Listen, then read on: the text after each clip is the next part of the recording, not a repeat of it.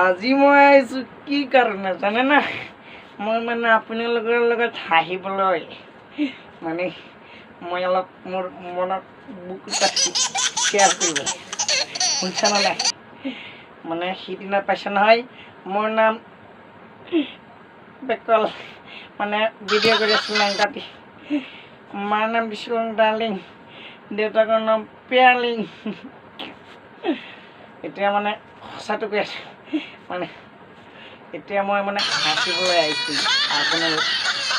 এটা ৱাচ কৰি দিওঁ নেকি মানে ৱাচ মানে বকিদা মই মানে সঁচা কৈছোঁ দেই তহঁতক মই সঁচা ভাল পাওঁ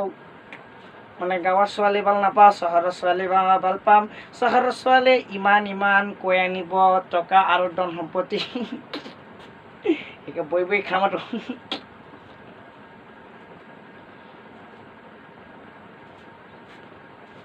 মোৰ নাম বেকল কওঁ আৰু কল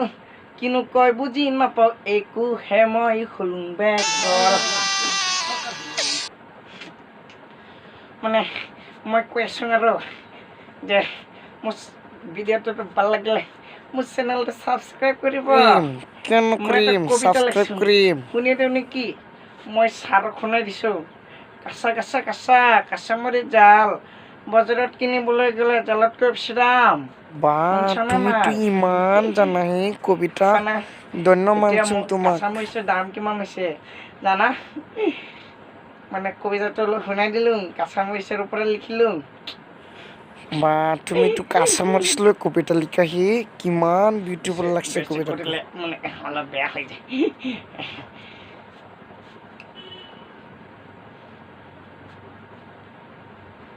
ইমান ধুনীয়া লাগছে জানা জুবিন গাৰ্গৰ কাঞ্চনজংঘা মই ভাবছিলোঁ খাই দিওঁ কিমান থোপা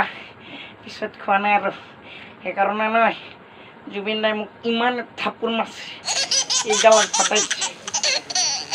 কি ক'ম আৰু এটা থাপোৰ মাৰছে মই কাঁচামৰিচ বজাৰৰ পৰা ইমান দামৰ কাঁচামৰিচ খাই পেলাইছোঁ 1 কেজি আধা কেজি জুবিন দাদা কয় মোৰ তই কাঞ্চনজংঘা খাবলৈ আহিছা 18 বছৰৰ মোৰ মৰমৰ কাঞ্চনজংঘা খাবলৈ